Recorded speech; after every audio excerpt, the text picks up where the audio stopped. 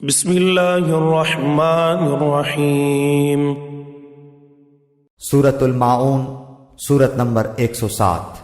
شروع کرتا ہوں اللہ تعالیٰ کے نام سے جو بڑا مہربان نہایت رحم والا ہے۔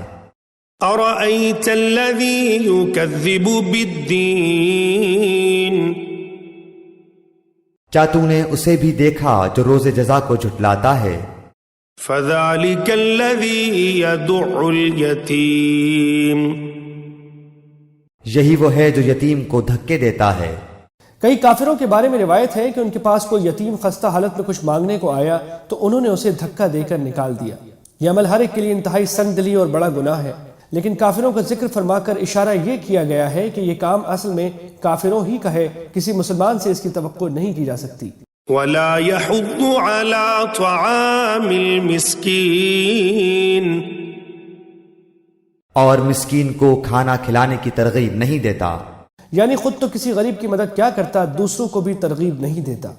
فویل للمصلین، ان نمازیوں کے لیے افسوس اور ویل نامی جہنم کی جگہ ہے۔ الذین هم عن صلاتهم ساہون، جو اپنی نماز سے غافل ہیں۔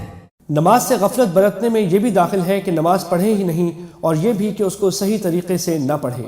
الذین هم یراءون، جو ریاکاری کرتے ہیں، یعنی اگر پڑھتے بھی ہیں تو اللہ تعالیٰ کی رضا کے بجائے لوگوں کو دکھاوا کرنے کے لیے پڑھتے ہیں۔ اصل میں تو یہ کام منافقوں کا تھا، اگرچہ مکہ مکرمہ میں جہاں یہ صورت نازل ہوئی منافق موجود نہ ہوں، لیکن چونکہ قرآن کریم عام احکام بیان فرماتا ہے اور آئندہ ایسے منافق پیدا ہونے والے تھے، اس لیے ان گناہوں کا ذکر فرمایا گیا ہے۔ وَيَمْنَعُونَ الْمَاعُونَ، اور برتنے کی چیز روکتے ہیں۔ معمولی چیز قرآن کریم کے لفظ معاون کا ترجمہ کیا گیا ہے، اسی لفظ کے نام پر سورت کا نام معاون ہے۔ اصل میں معاون ان برتنے کی معمولی چیزوں کو کہتے ہیں جو عام طور سے پڑوسی ایک دوسرے سے مانگ لیا کرتے ہیں، جیسے برتن وغیرہ۔ پھر ہر قسم کی معمولی چیز کو بھی معاون کہہ دیتے ہیں۔ حضرت علی رضی اللہ تعالیٰ عنہ اور کئی صحابہ سے منقول ہے کہ انہوں نے اس کی تفسیر زکوٰۃ سے کی ہے، کیونکہ وہ بھی انسان کی دولت کا معمولی یعنی 40واں حصہ ہوتا ہے۔